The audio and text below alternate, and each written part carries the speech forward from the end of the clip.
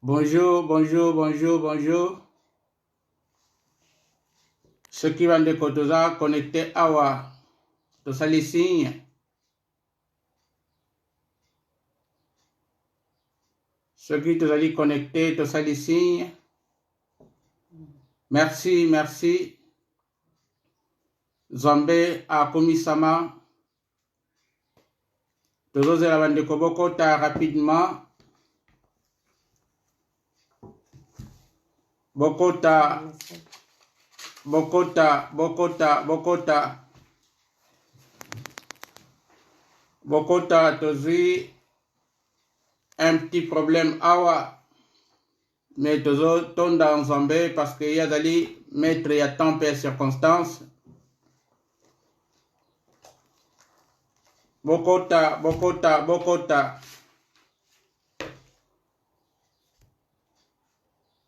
Toujours en direct. Bokota, Bokota. Toujours un petit problème de joie qui awa. Etikate Zambé a commis sa mananioso.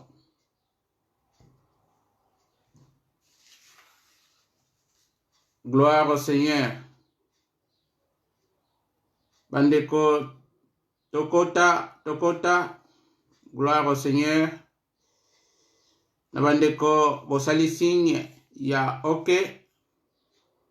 Tikate Zambé a Pambola. Bon, nabiso. Ok, vraiment.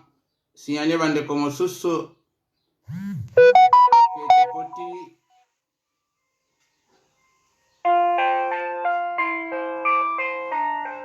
Tokoti, Tokoti, Tokoti, Tokoti. Gloire au Seigneur.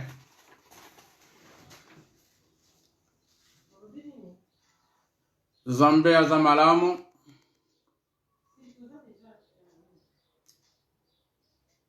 Tokoti, Tokoti, Tokoti. Ok.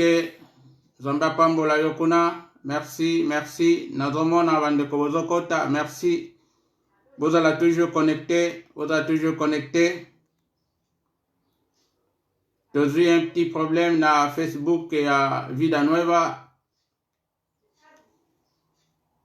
Tous à la connecter, tous à la connecter. Merci, merci pour la bande de Kosalanga signe. Merci, merci, merci.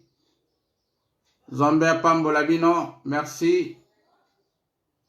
Zambé Akomisama Nanyonso, merci, merci. Gloire au Seigneur. Gloire au Seigneur. Zambé Akomisama, vraiment Zambé Pambolayo. Zambé Pambolayo, Zambé Pambolayo. Zambé Pambolayo. Merci, merci. Tikaten Zambé Komisama. Gloire au Seigneur. Bien, je crois que la technologie, c'est la technique. Le problème est en de mais je crois que vraiment, tu l'as te glorifier Zambé parce que yende muta permettre ango ton pensant qui m'a commandé mon sous mais ton monique en Zambé tu comment on a la surprise. C'est vrai que l'ennemi a conquis comme ça la peu mon boulot, mais dans la technologie il y a quelque chose qui peut passer. L'ennemi a conquis profiter d'ango. Gloire au Seigneur. Nabande Konyoso. Ok, merci, merci, merci. Merci. Vraiment, Bolimbisi, Nabande Ko Oyo. Baza amite na ligne Oyo ya Mama Eugénie. Gloire au Seigneur. Bien. Et Tikate Zambé Zolokumu na nyonso. Parce que na nyonso tolobiete esengeli to komisa en Zambé. Ils en passent pour nabiso parce que l'air prévu yango penzate to pesaki d'habitude to bandaka 11h juste. Mais na sena situation oyo et ko sala biso moi en passe. Mais na nyonso tikate Zambé a komisama. Vraiment wana tozo banda programme na biso et kobenga bande ko mususu pe ko yibisa bango que un petit problème tozwaki to tondi o mokonzi nzambe papa merci parce que yo zali mettre ya temps et circonstance na se na situation o nzambe ekomeli biso nkolo mokonzi moko te azali lolenge na yo moko te akokani na yo misala na yo nzambe 4 na mowena biso nzambe tozali reconnaissant parce que tu es le Dieu qui est au-dessus de toutes les choses ozali na contrôle ya nyonso nkolo merci parce que hasard nzambe ezali te nkolo selon la prédestination ya nzambe avant la fondation du monde yo yebaki moma oyo pe situation oyo nzambe lolenge nini yango ekomana kolekela mais totondi nkolo na nyonso cher Saint-Esprit pambolama na yo kumbama na yo na nkombo na Yesu. Amen, amen, amen. Gloire au Seigneur. Bolingo yanga na Yesu e bolingo ya sukate. Bolingo yanga na Yesu e bolingo ya sukate. Bolingo yanga na Yesu e. Alléluia. Bolingo yanga na Yesu e bolingo ya sukate. Bolingo yanga na masi ya satana zizero e. Bolingo yanga na Yesu e bolingo ya sukate. Bolingo yanga na mwana nzambe atabakoloba. Bolingo yanga na Yesu e bolingo ya sukate. Bolingo yanga na masi ya bolingo ya sansinike. Bolingo yanga na Yesu e bolingo ya sukate. Bolingo yanga na mwana nzambe ya makila. Bolingo yanga na Yesu e bolingo ya sukate. O Yesu akufaki pona ngai. Alleluia.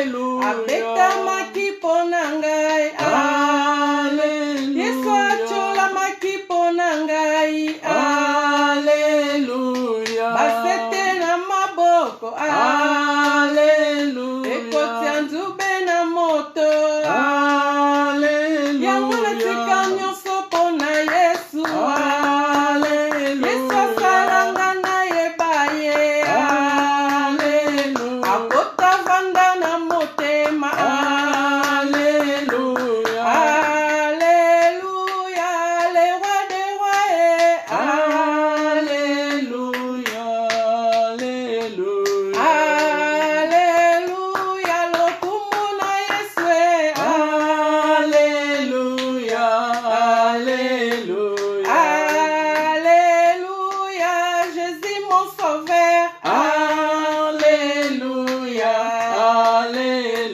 Bolingo yanga na Yesu ya ofele ya.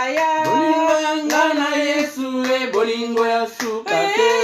Bolingo yanga na mwana nzambe atabakoloba. Bolingo yanga na Yesu e bolingo ya sukate. Bolingo yanga na masi ya bolingo ya sansinike. Bolingo yanga na Yesu e bolingo ya sukate. Bolingo yanga na Yesu ya ofele ya. Bolingo yanga na Yesu e bolingo ya sukate. Bolingo yanga na mwana nzambe ya makila. Bolingo yanga na Yesu e bolingo ya sukate. O Yesu akufaki pona ngai. Alleluia. Abetamaki pona ngai. Alleluia. Acholamaki pona ngai. Alleluia. Anyokwamaki pona biso. Alleluia. Alléluia. Amen. Lokumu na Yesu. Alleluia. L'heure de la victoire, de la vérité, a sonné dans mon cœur, que Jésus soit loué. L'heure de la victoire, de la vérité, a sonné dans mon cœur, que Jésus soit loué. Que Jésus soit loué.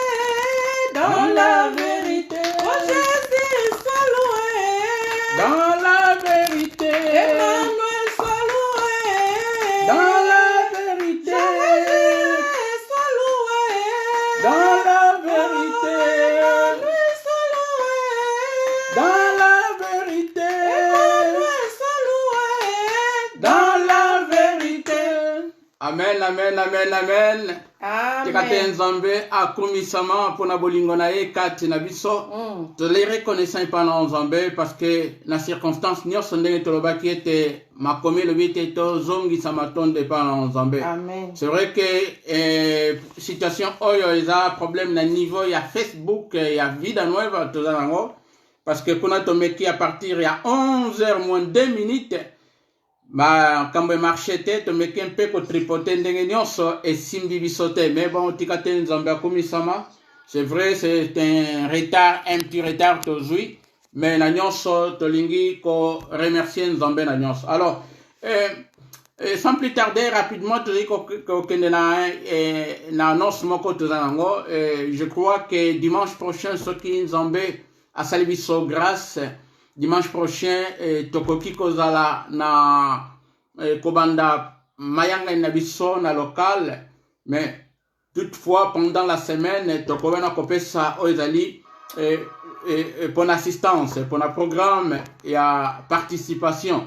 Donc je crois qu'avec des mesures nyonso l'État zali kosenga biso et singi to remplir, to accomplir ango. Donc nango durant la semaine tokotinda modalité to forme nini tokobana ko assister to banani bakoki ko assister parce que jusque là tozana une série ya oezali ba norme basengi biso yango yango nezalaki annonce na biso important oyo tokoki kopesa na bandeko nyonso afin que toyeba ete dimanche prochain tozali kobanda déjà na local na biso Nzambe akumisama.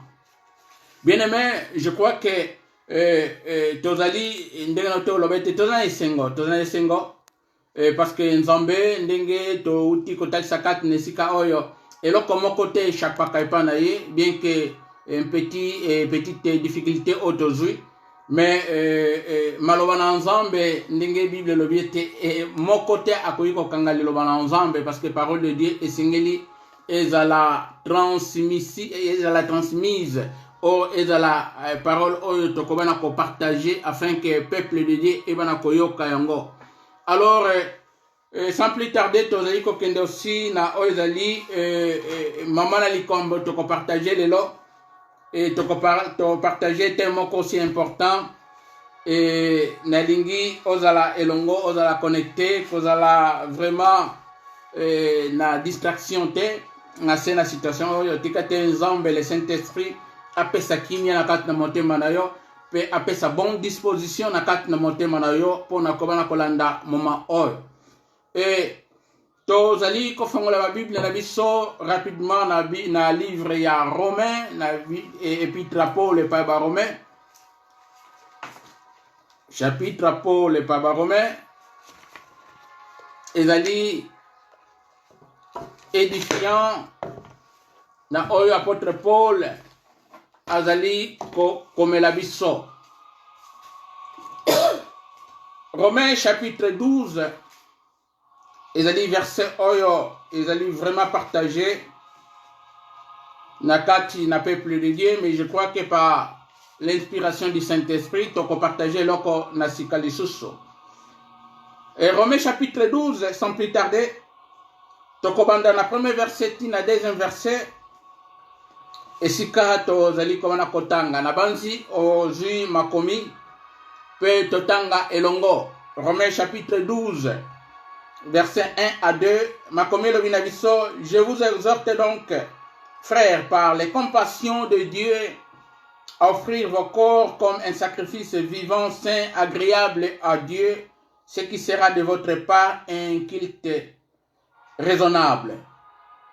Ne vous conformez pas au siècle présent, mais soyez transformés par le renouvellement de l'intelligence, afin que vous discerniez quelle est la volonté de Dieu, ce qui est bon, agréable et parfait. Amen, amen. Amen. Père de gloire, une fois de plus, te tiki maloba oyo nkolo, matangi oyo namaboko na yonkolo, afin que yawe Nzambe la bonne interprétation ezali kouta epa na yo Saint-Esprit. Le cas ko transmettre yango Nzambe correctement epa ya peuple na yo utiliser ton serviteur comme un simple instrument Nzambe na ntongo na lelo oyo pour ta seule gloire au nom de Jésus. Amen. Amen. Tikate Nzambe na biso akomisama une fois de plus. Romains chapitre 12 verset 1 à 2. Yango tozali ko partager et puis kozala aussi accompagné na ba verset mosusu na banzi oyo ekobana kosunga biso. Donc je crois que toko parler thème ozali important capital na mokona lelo oyo. Et très souvent to sala kango déjà mais nazongo comme thème toko parler sur le culte à Dieu. Lo sambo epa na Nzambe. Alléluia. Amen. Lo sambo epa na Nzambe, culte à Dieu. Yango ezali thème na biso ya lelo oyo. Parce que eza eloko moko ezali important o Nzambe ezali kozela epa ya moko na biso. Ba oyo nyonso de recevoir Christ comme Seigneur et Sauveur. Ba oyo nyonso tozali sauvé. Esengeli to rendre culte, to sala lo sambo epai na nkolo. Bien aimé, yango Christ alobaki même na Jean chapitre 4 verset 23 à 24. L'heure est venue où les vrais adorateurs adoreront le Père en esprit et en vérité.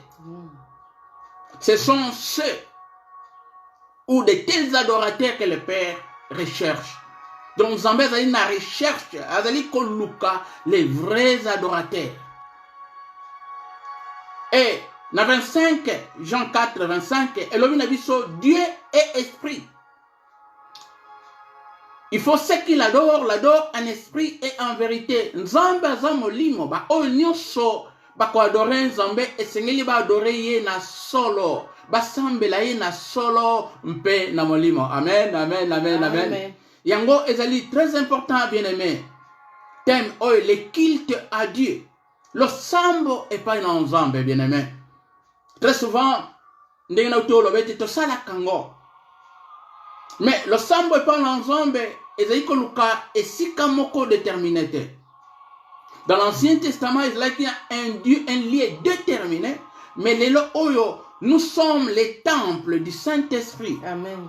Yango tikona ko pesa ba donner sur les fondements de la parole, les fondements na saine doctrine. Fondement esengeli ezala poser.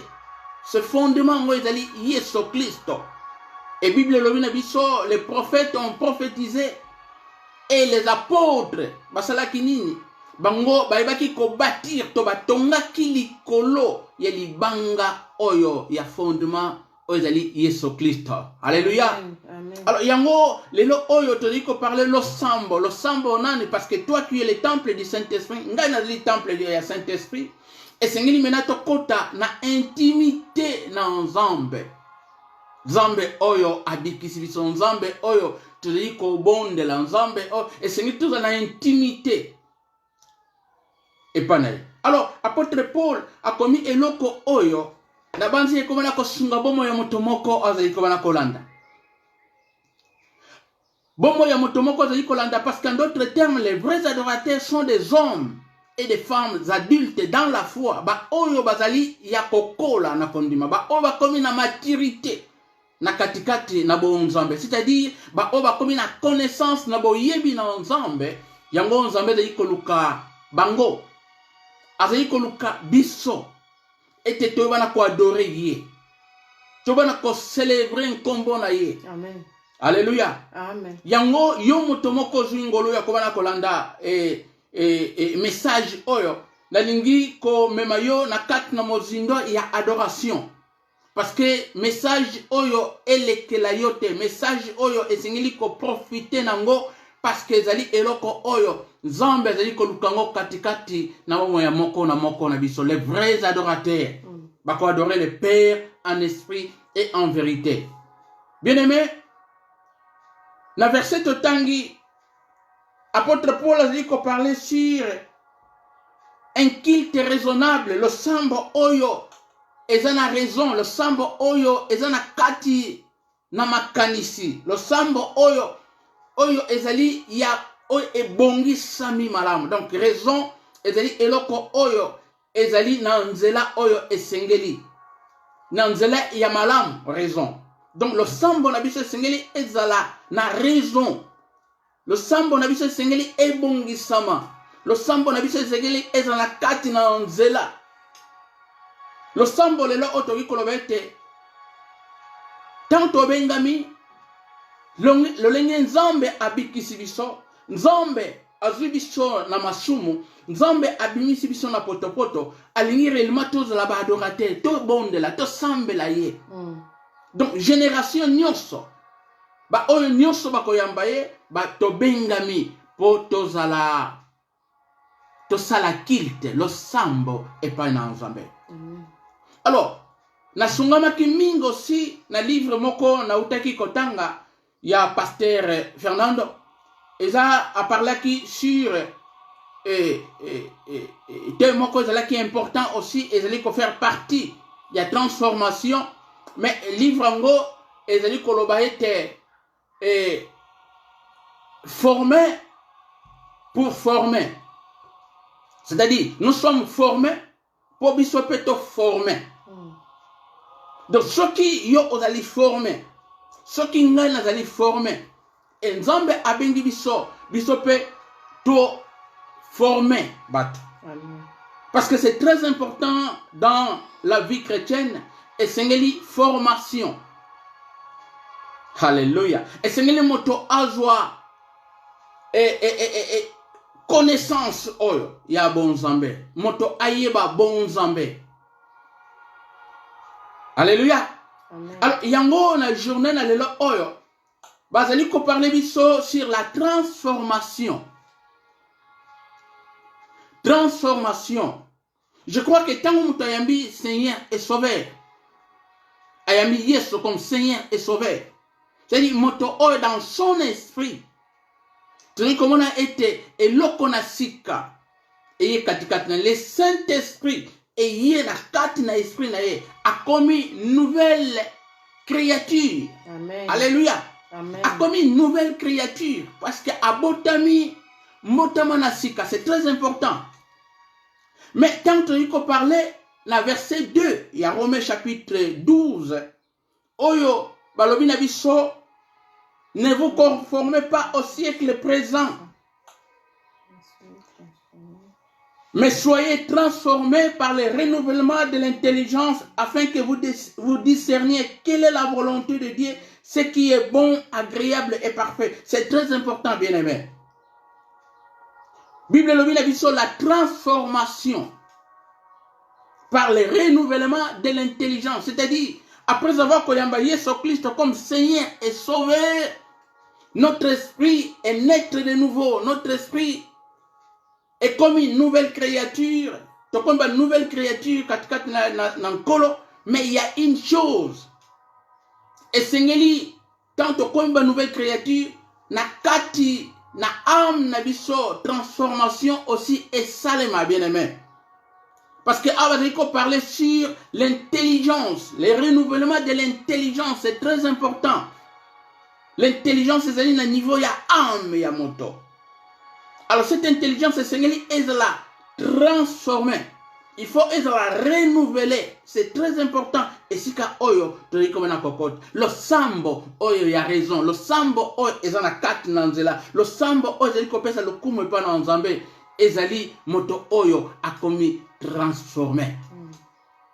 Moto oyo a commis renouvelé dans son intelligence, c'est très important eloko oyo na lingi o saisir eloko oyo parce que thème na biso ezali le sambo nankolo. Le sambo nankolo.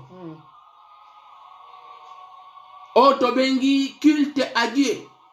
Culte. Ezali kouta na dérivé aussi ya culture. Cultiver. Donc culte ezali na katiwa. Et notre culte à Dieu. Ezali culture otokomi nango epai na ensemble. C'est-à-dire tanto botami mbotama na sika. Sur la culture terrestre. Parce que, oye, comme 4 na biso, Bible lobi na 1 Pierre, c'est la nature divine. Bon Nzambe et comme katikati na biso. Alléluia. Amen. Motomoko azali ko comprendre loko oyo. Amen. Et te kat na bon Nzambe to komi na culture na Nzambe, c'est-à-dire to komi ba citoyen d'ici. Oyo esengeli etamboli na biso. Lo sambo na biso, lo lenge na biso ya kovandela automatiquement ekomi na kati na bon Nzambe. Ezali susu culture mondaine te. Alors le sambo na biso sengeli ekene na lo lenge na Nzambe, lo lenge na culture, manière de vivre ya bon Nzambe, parce que la culture c'est la manière de vivre d'un peuple et nous sommes le peuple de Dieu. Alléluia. Toleli libota na Nzambe. Et manière de vivre na biso est commis le lenge moko ya bon Nzambe, parce que la nature divine est li katikat na biso. Mais eloko de li très important, apôtre Paul a insisté na esika oil. La transformation au niveau de l'intelligence.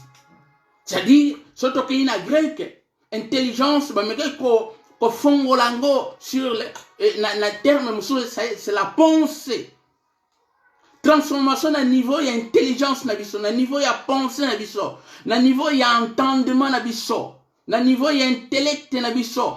C'est-à-dire, c'est la compréhension. Alléluia. Amen.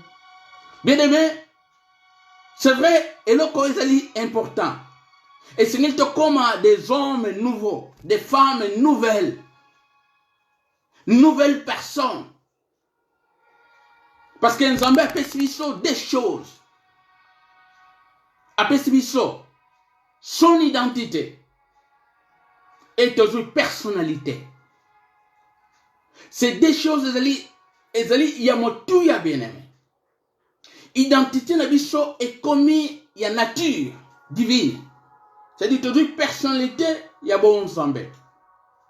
Et na katina identité na biso ezali nature ya bon Nzambe. Et na katia personnalité na biso c'est na bon moto na biso. Na makanisi na biso. Et comme renouvelé. Ezali sus ndenge ya kalate tanto yebaki Nzambe te. Mais lelo oyo tanto yebi Nzambe makanisi na biso est comme renouvelé. Manière de vivre na biso est comme renouvelé.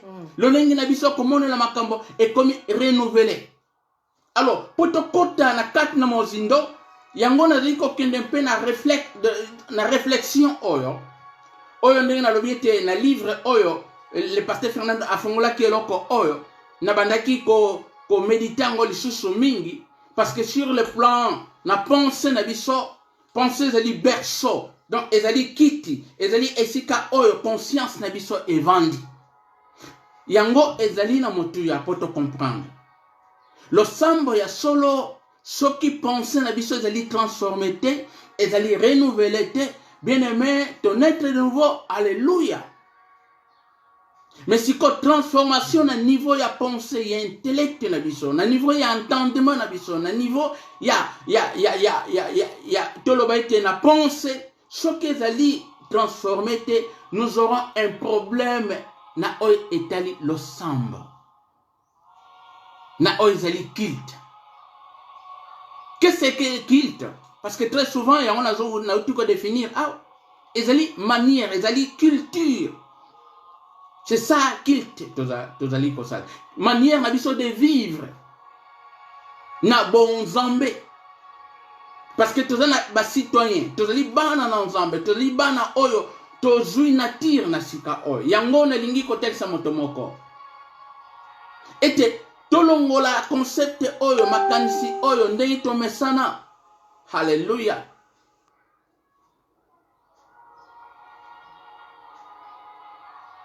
Moto oyo tozali kokende na losambo. Tozali kokende koluka nkolo mais tozali koyeba te nani yango to komana ko sambela. Tozali koyeba te nani yango to ko sambela. Mais ce n'est to yeba Nzambe. Bien-aimé. Nazali koloba yango pe nazali koyona kotel sango na mpasi na motema. Ete mingi kati na biso tozali koluka nzambe na lolenge toyeki wana kobondela nzambe na forme, mais il y a un problème na niveau. Il y a intelligence, il y a compréhension, il y a nzambe yango, parce que ceux qui te comprendre nzambe te bien aimé. Ezali problème moko difficile pour te démarrer, pour te kende liboso na vie chrétienne. Yango nazali kobena ko bondela ndeko moko, parce que apôtre Paul azali koloba na partir verset 1. Je vous exhorte donc frères par les compassions de Dieu.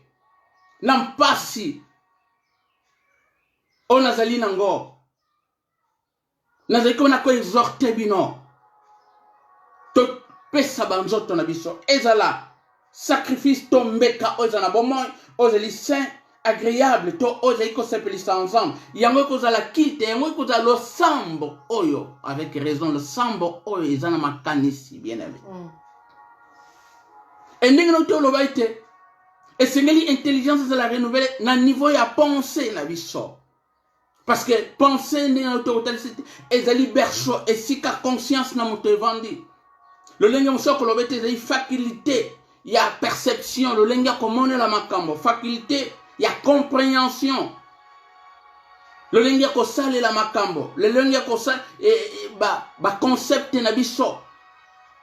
Yango toli kobenga, yango esika yango evandi na kati na pensée. C'est-à-dire esika makambo nyonso evandi, esika le lenga na biso komone la. Tant toli ko na koyoka siko perception ya makambo toli ko na koyoka. Parce que eza aussi esika oba sentiment est vendu. Parce que na niveau intelligence tu ko soit âme, tu ko parler aussi ezali berceau, l'intelligence ezali loko esika mususu sentiment est vendu, émotion est vendu, volonté est vendu lorsque l'intelligence est renouvelée. Et nyonso wana et que ça a été, tu as commis la conception mosusu, tu as commis comme la nzambe, na forme mosusu, ndengete oyo to yebela ki nzambe na kala, mais lelo oyo nzambe oyo oyebi, hallelujah, azali papa na ngai, azali papa na yo, et sengeli biso te sosula ye malamu, bien aimé, même na kat na mokili, et sengeli ba papa wa boti biso to yebaki bango ba papa na biso, ataza musika. Tant que vous koleka, tant que même place molili ezali mais naïbi forme marche à papa parce que naïbi azali koloba na koyoka mongongo na ye ata naïbi wana papa na ngai. Et Bible ezali kobenga biso na lolenge oyo papa oya biso le père, le créateur des cieux et de la terre, azali papa na biso et sengeli to yeba ye bien aimé. Alors ce qui est renouvellement exalté, na niveau intelligence na biso, na niveau intellect na biso, na pensée na biso, toko comme na problème moko ezali que toko riko dans la bonnes intentions, bien aimé. Ba motivation moko ya malamu, bien aimé. Mais ce qui définition mabe ezali et ko provoquer équivoque, et ko provoquer ba erreur mingi na kat na bomo na biso. Alléluia. C'est-à-dire, bonnes intentions, ezali. Il y a qu'on sale l'ensemble. Il y a qu'on adore l'ensemble. Il y a qu'on sale le sambo malamu et pas n'encolo. Mais ce qui définition est ma bé bien aimé. Bah, les intentions est malamu. Bah, motivation est malamu. Mais te définir en ma bé. Alors, tu as na équivoque. N'alinkolo ba iloko moko. Tu joues ngolo. Ya kokola na ba parents o ba yebi nzambe to ba yeba ki nzambe bazalaki na ba intention malamu ozali comment était des gens sincères.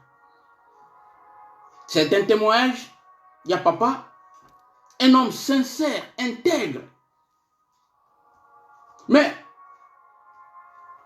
nazali comment to na bandai comment on a été tango na ye kokola na bandi ko comprendre tango na bandi ko tango maloba na nzamba na bandi ko comprendre. Donc papa azaki na bonnes intentions, motivation malamu des hommes sincères, intègres.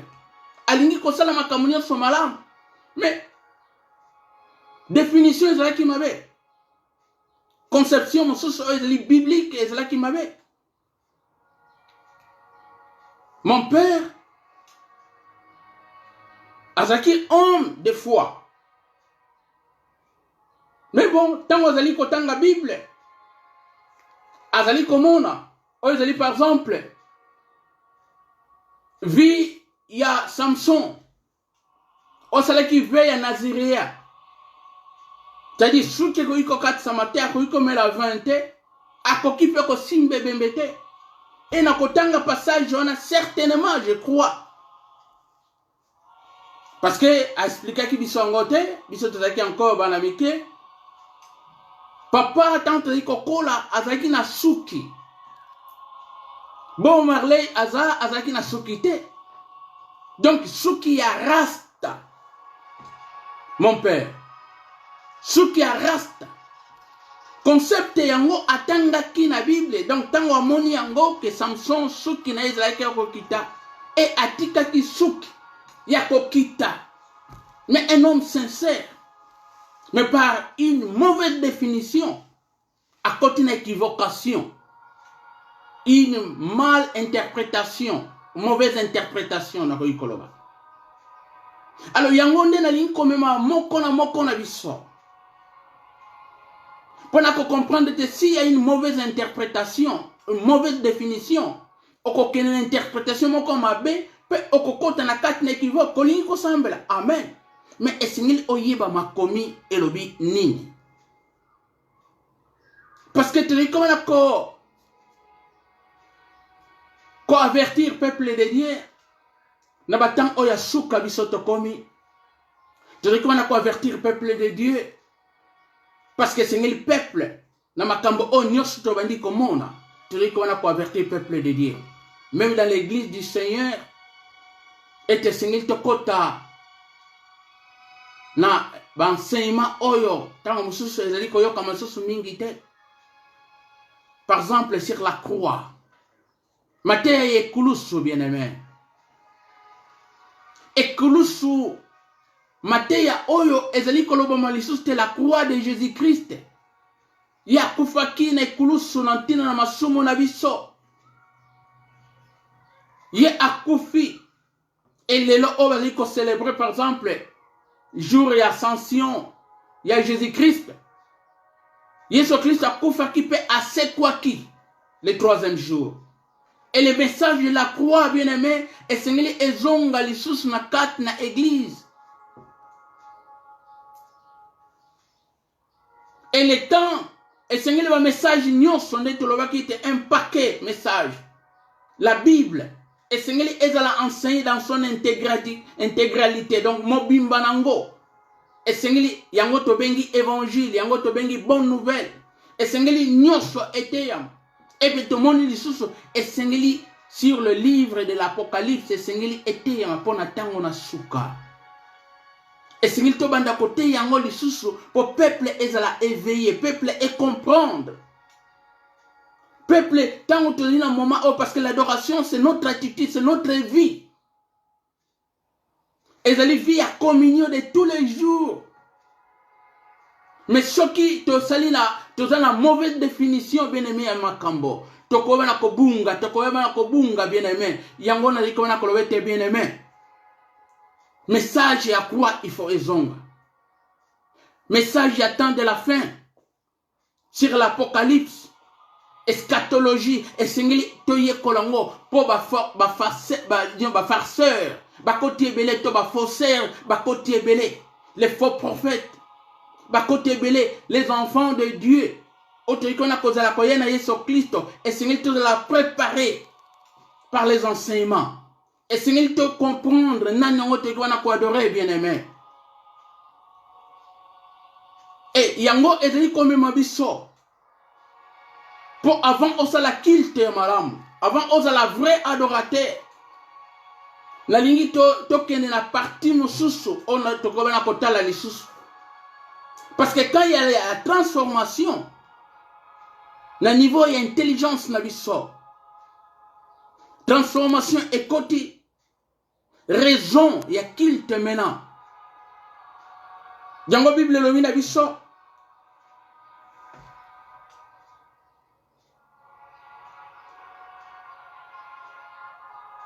culte zali na raison liboso na Nzambe. Il faut sacrifice moko saint. Culte zali liboso na Nzambe. Sacrifice zali vivant. Sacrifice zali agréable liboso na Nzambe. Alors ezana eloko moko oyo zali comme manga bien aimé. Pour continuer na oyo zali les cultes. Alléluia. Avant les cultes, avant l'adoration, et singulité aussi eloko moko est très important parce que tous un moment où tu as carte d'intimité dans Nzambe. Tous une manière de vivre oyo d'un chrétien, les cultes. Et sa manière oyo biso ndenge toujours pensée divine. Eza lolenge na biso, ezali identité na biso, ezali personnalité katikati na biso, ko adorer Nzambe. Yango na zeko na kotel saite, soki te ko na ko comprendre ba définition te, soki te ko na ko comprendre makambo oyo te, bien aimé, to ko iko sala ba mbula ebele, ba année ebele, bien aimé. Ba année ebele dans la foi. Ba année ebele dans la foi. Tu dois comprendre le côté. Et c'est la toute première fois qu'il te moko et katani. Matthieu chapitre 5, verset 24. Pendant les cultes katani. Et katani ponani. Matthieu chapitre 24. Totangiango.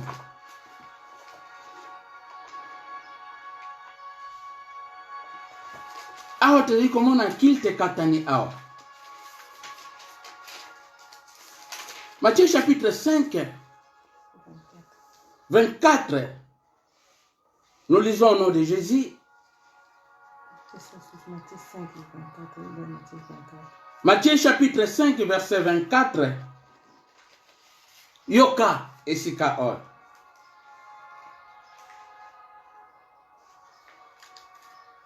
Tobanana verset 23. Bible le si donc tu présentes ton offrande à l'autel, l'autel est lieu de communion, lieu d'adoration. Et que là tu te souviennes que ton frère a quelque chose contre toi. Verset 24. Laisse là ton offrande devant l'autel, c'est-à-dire avant ça la culte, avant se communier. Tika offrande na Yohana et va d'abord te réconcilier avec ton frère. Puis, viens présenter ton offrande. Alléluia. Qu'il te katani, bien-aimé. Bible lobi, so communion zali na quelque chose. Ton frère na yo azali quelque chose contre toi. Azala problème moko na yo. Ko précipité te, ko pesa offrande na yo. Balobi, tika yango na pembe. Lucas, les frères, ont la réconciliation. Donc, ces frères-là, comme ils y ainsi en termes comme ennemis. Et Seigneur, on se réconcilier na frère oyo bien-aimé. Yango balobi ete tika offrande na yo, kende ko ça la réconciliation et puis yaka soki bobongisi yaka simanango au présenter offrande na yo. Et ça verset oyo ezali comme biso pona kotala ete comment qu'il te est katani. Qu'il te katani. Moment communion ezali sous-sauté. Parce que c'est lui qui présente offrande na hôtel na lié à communion. Mais Bible le mila biso soki yo oyebi ndekomoko zali pembeni ndekomoko oyo azana problème na yo kende lukaye. Luka a réglé situation oyo sinon qu'il te wana eza ekosale mate bien ami. le culte à Dieu. Le sambo est pas un ensemble. Nazali komona bandeko mingi tokiwana koluka to sepelisa nzambe. Bandeko mingi tokiwana koluka ete to salela nzambe. Bandeko mingi tozali vraiment na kati ya activité ya musala na nzambe. Bandeko mingi tozana bango na mabondeli, na ba jeûne, na ba prière, mais Bible lobi kilte katani awa. Peu importe oyo nyonso nga nazali kosala, koyemba, koteya, soki ni balobi, soki na yibi nazana problème avec mutu moko, un frère. Babi kotia offrande te, c'est-à-dire koluka communion te na semana moma wana. Kende kosenga bolimbi sina. Régler ça la réconciliation si manango oye kotia offrande, c'est-à-dire oye ko présenter sacrifice c'est pas un ensemble bien-aimé. Nabanzi mutu moko zai ko sungama na mokolo na lelo o. Amen. Tozali bato c'est te présenter culte avec raison liboso na ensemble. Mais tokoki jamais couper sa culte avec raison tant que tu as un problème avec un frère. Et nalingi ko baksa aussi bien-aimé. Alléluia.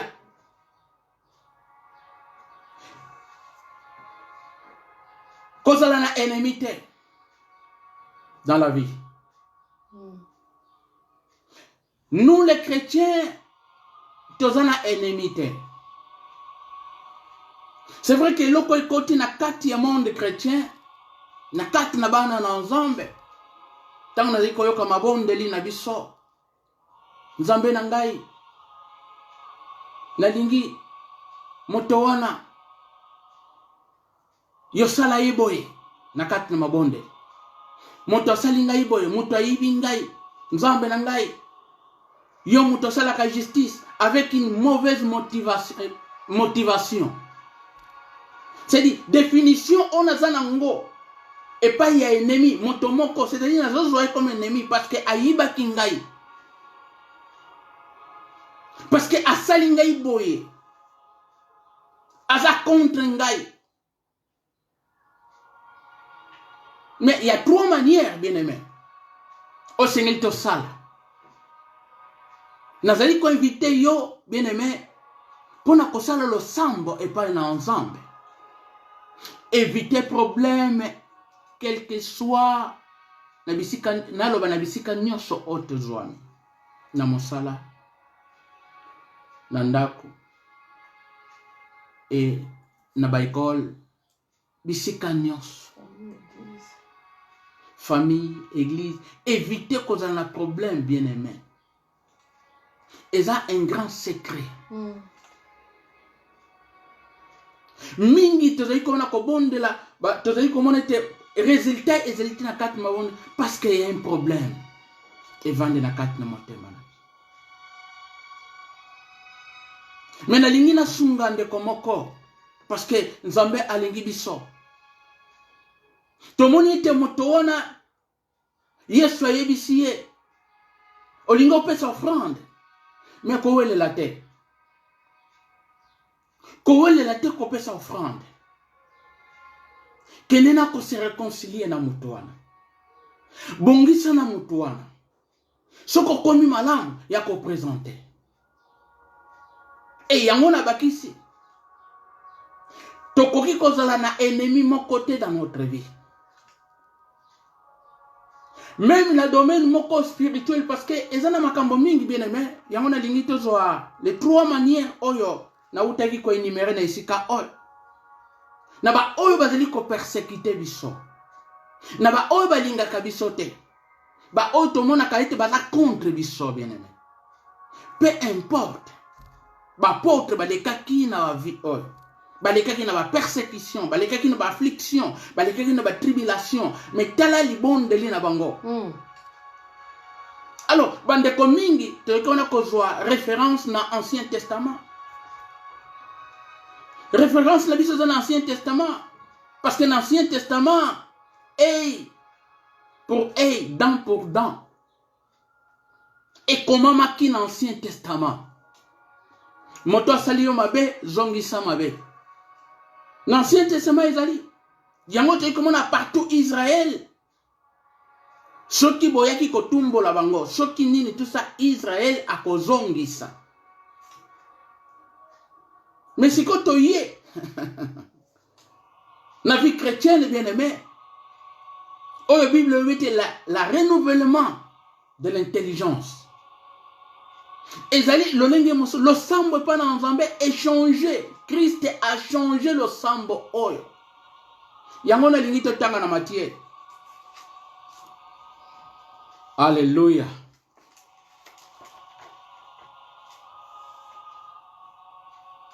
Na mokanda ya Matthieu tokozwa kaka na chapitre 5 oyo tangi et kosonga biso un peu plus loin. Chapitre Matthieu, alléluia. Matthieu chapitre 5 verset 43 à 45. Matthieu chapitre 5 verset 43 à 45. Totangi. Vous avez appris qu'il a été dit, tu aimeras ton prochain et tu haïras ton ennemi. Boye kolaki yango, boye baki yango, pe elobama ki boy. Okolinga prochain na yo, pe yo kosala nini, okoyina ennemi na yo. 44. Mais moi, yoka, yes. Jésus dit, mais moi je vous dis, aimez vos ennemis. Bénissez ceux qui vous maudissent. Faites du bien à ceux qui vous haïssent. Et priez pour ceux qui vous maltraitent et qui vous persécutent. Afin que vous soyez fils de votre Père qui est dans les cieux. Car il fait lever son soleil sur les méchants et sur les bons. Et il fait pleuvoir sur les justes et sur les injustes. Alléluia. Bien aimé, la éviter ce qu'on comprendre. Au comprendre, verset Ototangi 4 Nesika Oil. L'Ancien Testament est là qui bongo œil pour œil, dent pour dent. Au salinga mabe na kozongisa. Mais awa tu comme un enseignement moko profond, Jésus a lobby était, mais ngai na lobby. Ngai na lobby. Bolinga ba ennemi na bino. Bopambola bango. Bopambola ba oyo bazali komodir bino. Bien aimé. Et le konite qu'on a komona lelo oyo na vie chrétienne. Bazali komema haine na kati na biso. Bazali conseiller biso la haine. Tala ba prière oyo ezali sur les combats. Les combats spirituels, il y a des chrétiens les lois. Et le konini te dit que yoka na mabondeli na biso. Papa, zikisa bango, bazika, balimwa.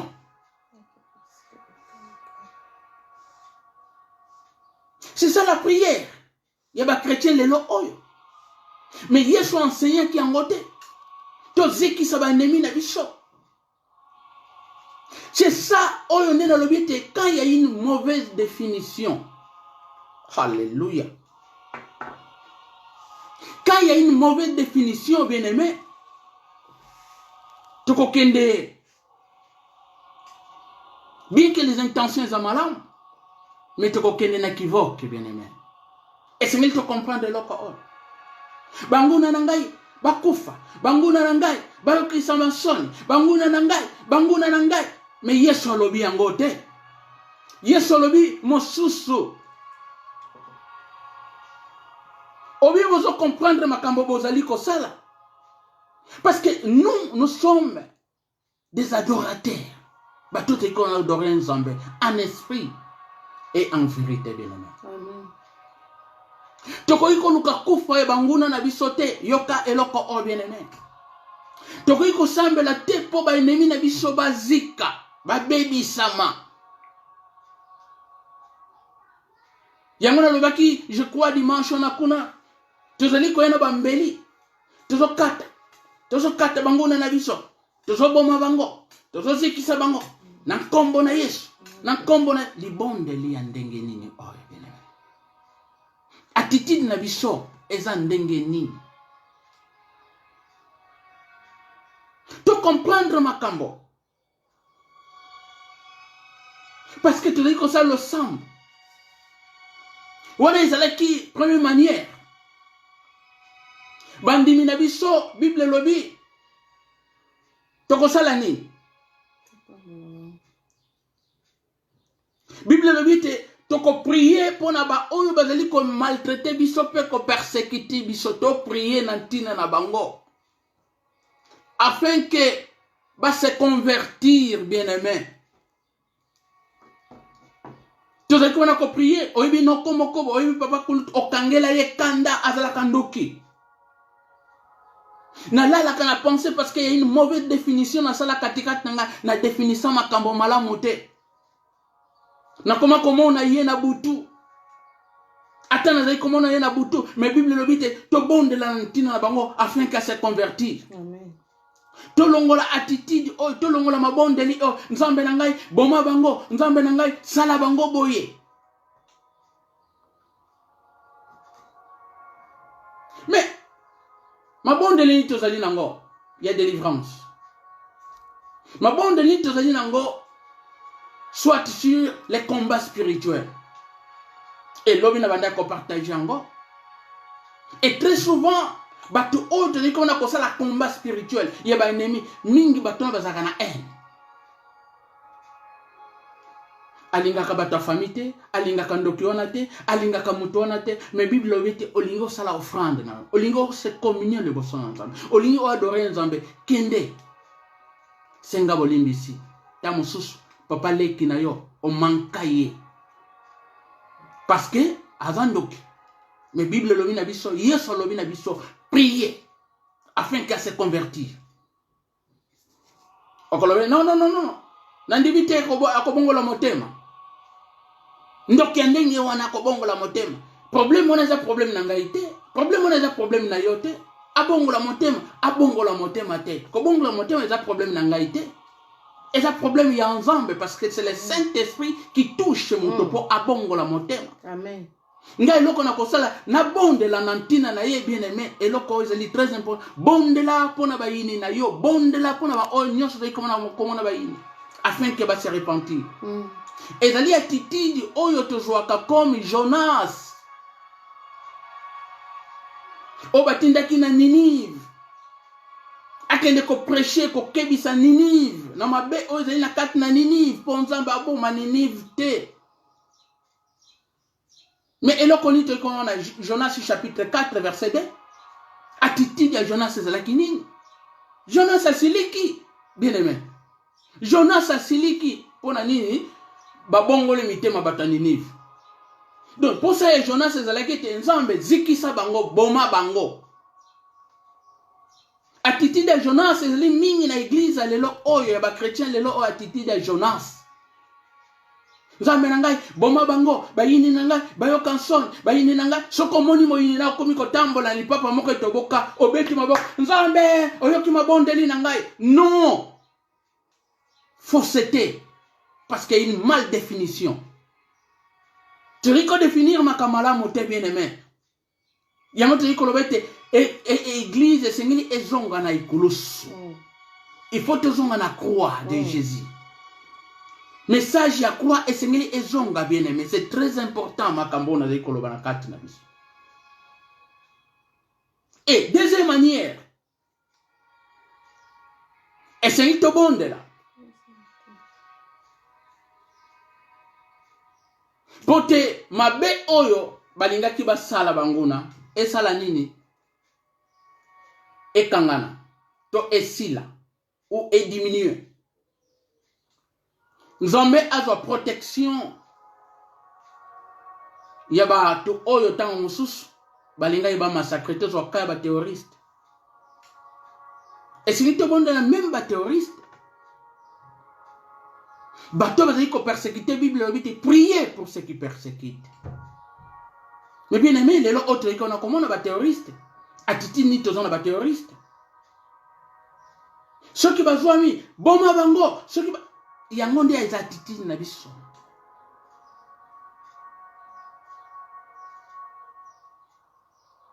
Yango te nzambe za yiko senge pa na biso. Non, bango baza ba musulman. Lorsque baza ba terroriste, baza ba musulman ba ko bongo la mitema te, c'est vrai, tant so ba ko bongo la mitema te. Problème ko bongo la mitema, c'est problème na biso te, mais biso to bonde la nantina bango bien aimé. Afin que tant so mabe oyo bango balinga ki basala. Nzambe ayoki libondeli na yo, nzambe ayoki libondeli nga massacre o balinga ki basala. Nzambe akangi yango, moi basala so sezate. C'est-à-dire, c'est tout bon de l'antine ba Al-Qaïda wana. Tout bon de l'antine ya ba extrémiste wana. O ba zali ko tia ba bombe, tout bon de l'antine na bango. Parce que ma be o ba linga ki ba sala. Tamusuna li bon de lianga na nzamba yoki pe alongoli eloko wana. Ba bomi lisusu te bien aimé. Alléluia. Amen. C'est très important. To bon de la aussi, na troisième point. Pour besoin justice na nzambe. To justice na nzambe eye la bango. Na kosenga justice na nzambe esalema. To veiller na ba motivation na biso na lobaki yango bena. Kosenga justice na nzambe likolo ba yini na biso. To veiller na ba motivation oyo. Tu es ko bonde lantina ba motivation. To veiller nango parce que soki tozongi na Romains chapitre 12 sika totangaki. Je crois oyo ezali verset oyo. Tozokende nango ya suka Romains chapitre 12 ezali verset to chapitre oyo ya principal. Na Romains 12 toyokelo komoko totanga kuna Romains 12 pour tout ça la kilte moko ezali raisonnable pas ensemble. Le sambo oyo ezali ko sepelisa ensemble. Romains chapitre 12 verset 19 à 21 tozotanga elongo na yo. Verset 19 à 21 Romains chapitre 12. Ne vous vengez point vous-même, bien-aimés, mais laissez agir la colère. Car il est écrit, à moi la vengeance, à moi la rétribution, dit le Seigneur. Mais si ton ennemi a faim, donne-lui à manger. S'il a soif, donne-lui à boire. Car en agissant ainsi, ce sont des charbons ardents que tu amasses sur sa tête. Ne te laisse pas vaincre par le mal, mais surmonter le mal par le bien. Alléluia. Amen. Yoka exhortation apôtre Paul. Koluka ozo vengeance tena maboko na yo. Koluka ozongisa mabe na mabete. Parce que ekomama, à lui la vengeance, à lui la rétribution. Vengeance ezali pas ensemble. Tokoki kosala la justice ya biso moko te. Tokoki kosala la vengeance te epai bayini na biso. Mais très souvent yango tozali nango bien aimé. Très souvent yango ezali kosala na ba vie na biso. Vengeance epai bayini na biso bien aimé. Eloko o ezali kokanga bandimi. Moi te comprendre, tu dois révélation dans nzambe ezali te bien aimé. Ce qui est ennemi na yo azana nzala, si la fin, même ennemi na yo, Bible lobi na biso salani. Bois qui ça est? Ce qui azana nzala, Bible lobi na biso. Si ton ennemi a faim, donne-lui à manger. S'il a soif, donne-lui à boire. Car en agissant ainsi, bien-aimé, na kosala bongo, ce sont des charbons ardents que tu amasseras sur sa tête. Eza makala ya moto bien aimé, alléluia, na lingi moto moko a comprendre. ennemi na yo muto azali ko persécuter muto azali ko sala yo mabe ko lukaliwa na yete ko bondela te nzambe bomaye na lingete likambo o nzambe sala justice na intention mabe na zana ona mauvaise motivation afin que ye amona pasi non pesa elo kwa kolia pesa maya komela na ko sala bongo Bible lobiete eza makala moto ozali ko tia na mutuna haleluya makala moto ozali ko tia likolo monguna na yo moyini na yo azali ko comprendre te me muto ye mutuna lengi na boma na butut apesi nga susu ya kolia me muto yo ye muto alinga ke salanga boy me na sali susu bolamu Bible lobiete eza makala moto nazali ko tia likolo na mutuna yebe na yango ezali secret pona biso bandimi attitude ni tozana ngoli boso ba ine na biso parce que biso tozali ba adorateur Amen. tozali sala kilt e pa na ensemble vie yangai na yo ezali vie tango nyonso ya losambo e pa na ensemble tozali ba temple ya Saint-Esprit adoration louange ezali kobima na kati na temple oyo intelligence na ngai na yo esengeli la renouveler faculté nyonso evandi wana ya intuition ya perception lolenge nini ezali komona omonela makambo soki okei bien aimé ozosala bacombat spirituel kobondela eza malamu bien intention nini oza nango na kati na libondeli oyo banda tobandaki koenchaîne banda tobandaki kolie ete posa na biso kaka nzambe bayoka so nzambe namona ye na pantalon epasuka nzambe namona ye soulier moko oyo talon si esila wana na bandiko nzambe na ngai ye na komisio osali tala banguna na ngai yango toyembaka te banguna na ngai bayoka soni sadi nzambe nyokola banguna na ngai non yesu alobi bongo te yesu atalisi bongo te biso tozali baadorateur bien aimé biso oyo tozali bato tozali na kati na lieu ya culte attitude na biso ezali nini ndenge na uti ko répéter na esika oyo mauvaise définition et comme ma perception moko ya mabe pena ko kende na équivoque ba intention za malamu ya kobondela mais oyo evandi na kati na motema na ngai na dingi nini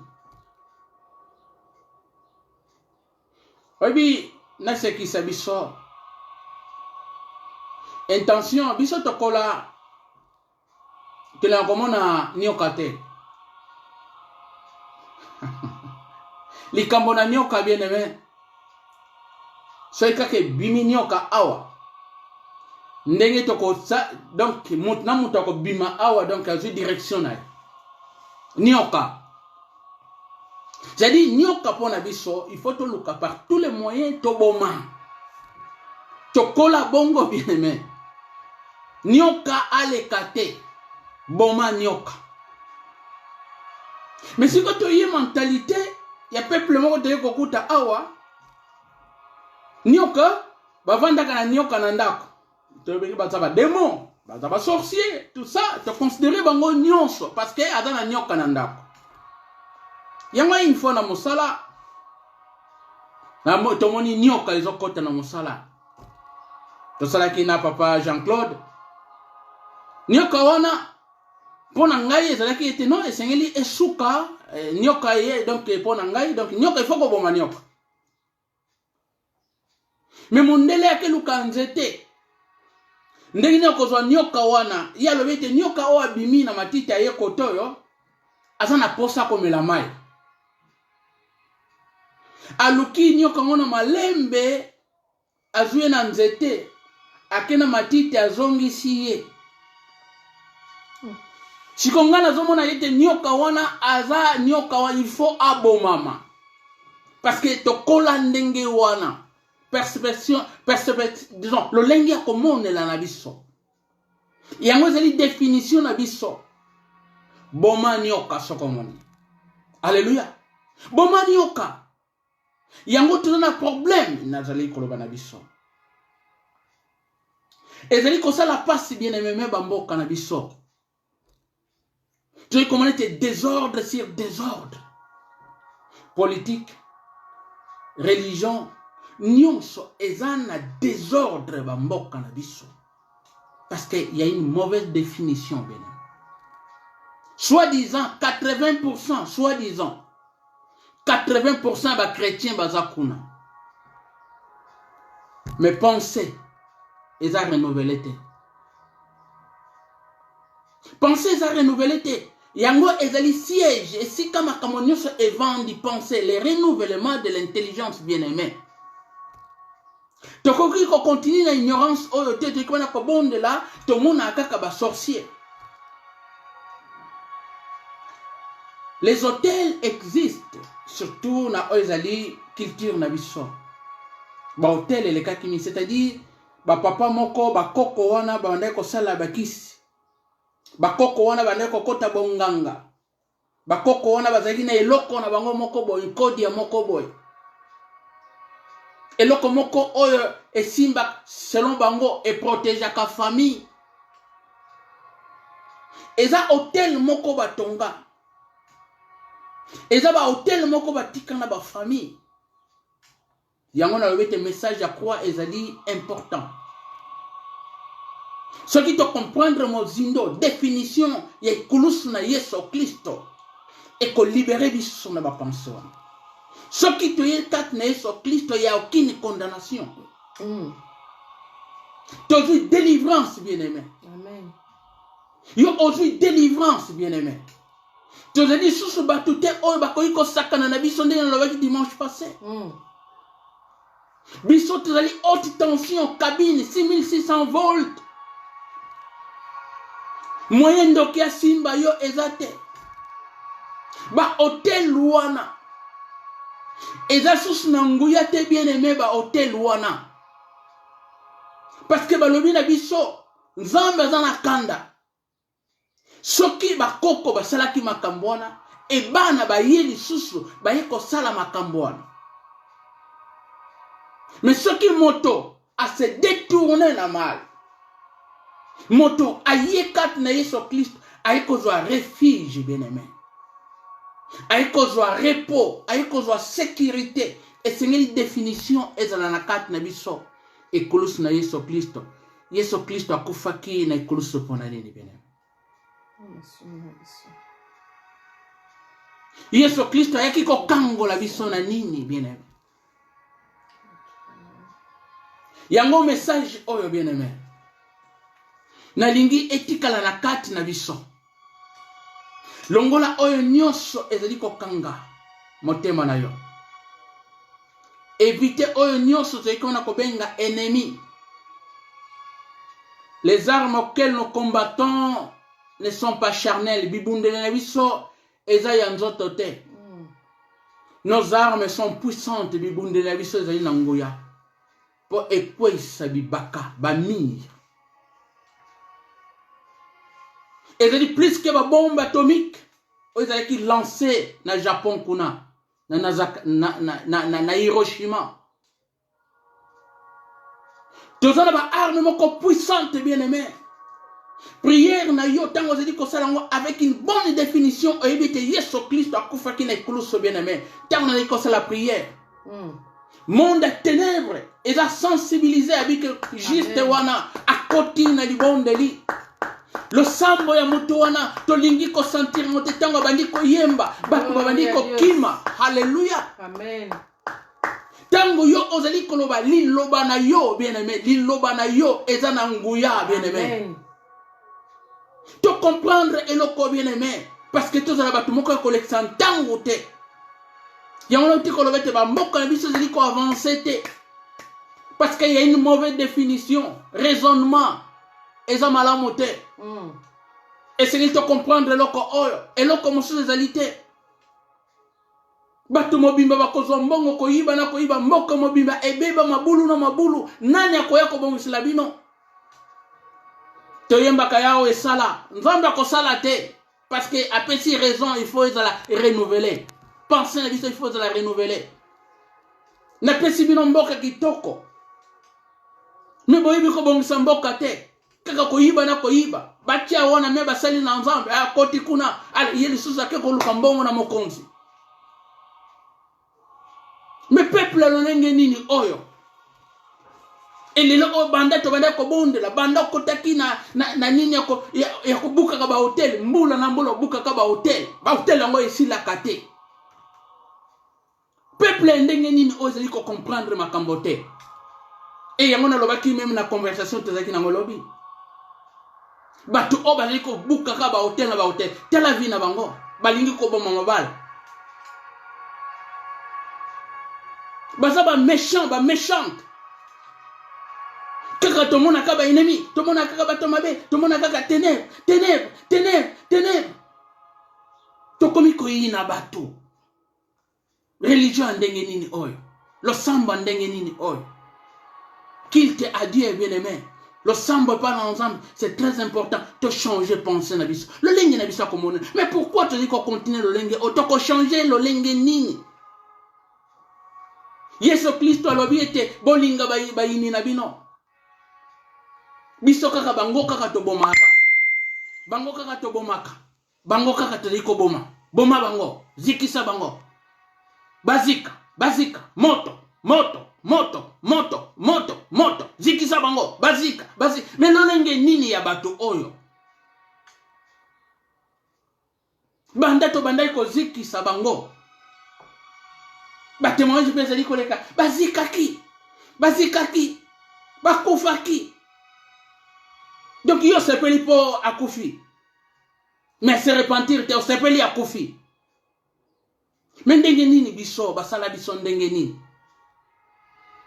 problème ezali nde penser le renouvellement de l'intelligence tika te nzambe asunga biso bien aimé to changer le lenge renouvellement na soki ekoti te moi tosala kilte malamu epa na nzambe eza te combien de jeûnes osali combien de prières osali combien des hôtels obuki banda obandaki ebuka na kapete ezokontinue bakoyela lisusu bahôtel mosusu ebimi eza ya génération koko na yo moko boye tozongaka kaka na makambo o bien aimé tokoki ko se développer ni sur le plan ezali et spirituel toko développer te sur le plan ezali physique na monde physique toko se développer te jamais le batondenge wana makambo ezali na 14e siècle na ezali 16e siècle tala histoire de l'église et sika bandeko kanga bandoki bazokende ko tumba bango yango ezali ko salama na ba chrétien lelo oyo mitu evanda kaka makambo na ngai problème na ngai eza ténèbres ezali bandoki ezali boy c'est vrai combat na biso ezali contre les dominations ba domination wana ozomona wana bobengi bango bandoki wana oya mboka bango nde ba domination bango nde non bandoki wana baza na niveau moko eza inférieur par rapport ba domination oyo ya monde satana wana bango baza na niveau moko inférieur bandoki wana. Mais biso, tu dis qu'on bazali plus puissant. Alors ti kando ki wana abongo la motema na ye. Bondelo na ntina conversion na ye. Zambia pambo la biso bien aimé. Tu changer le lenge na biso. Tu dis que ça la kilte malame pas na Nzambe. Parce que tu dis adorateur. Tu dis qu'on adorer Nzambe na nzoto te. Dans notre esprit et en vérité. Maloba na Nzambe to méditer yango. Ce qui te dit maloba na Nzambe te. To kene nulle part. Mais na yebite Nzambe sali ngolu. partager matériel lelo oyo afin que peuple elongo na kati na captivité oyo ezali na pensée. Peuple elongo na boumbo oyo ezali na kati na makanisi. Lolenga komona na makambo échanger.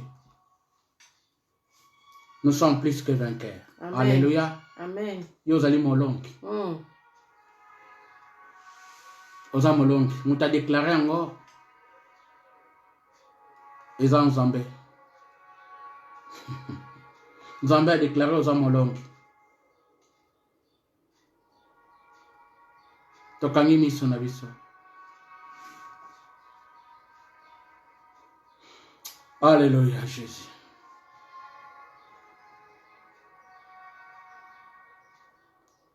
Le sambo na ngai Nzambe pona bandeko nyonso nkolo balandi biso na ntango oyo. Tikate yawe Nzambe lumière na yo nkolo kokota Nzambe na kati na bapense na biso yawe Nzambe. Ta parole est puissante, mon Dieu, mon roi. Tango toyambi yo Yesu na bomoi na biso yekosala siège na kati na bomoi na biso. Okomisi biso temple ndako na yo ndako ya losambo. Na bondeli na nkombo na Yesu Kristo.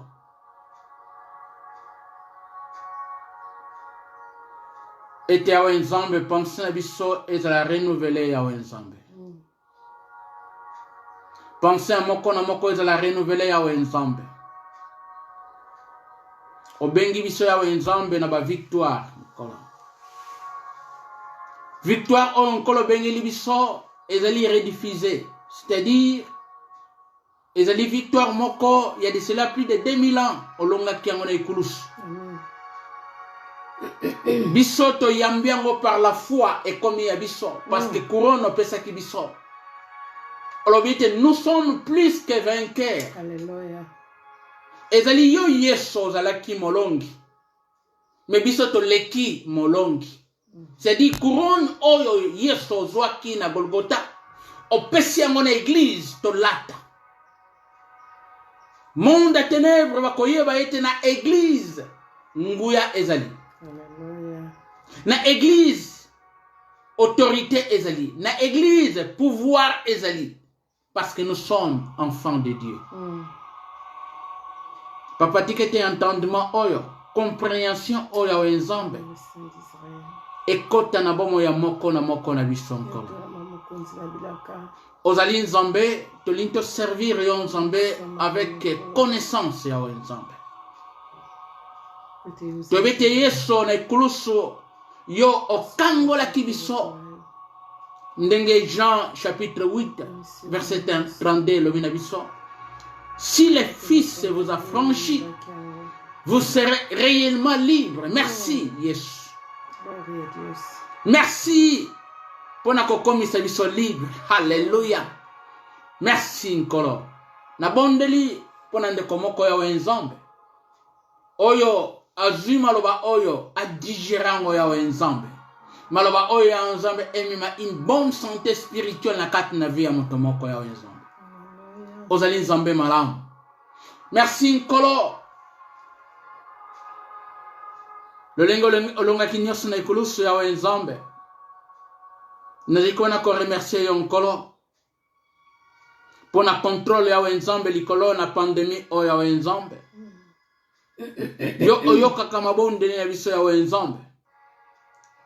Merci à Nzambe parce que le résultat na yon kolo oyo te batu balobaki mais ali résultat ko ute pa na yon kolo to bondeli pona bandeko oyo nkolo bazali na ba hôpital nkolo oyo bazali ko tumisa manana na sena virus oyo bandeko oyo bazali na ba maladie mususu ya Nzambe na banzoto bazali hospitalisé ba o bazali na bandako ya Nzambe.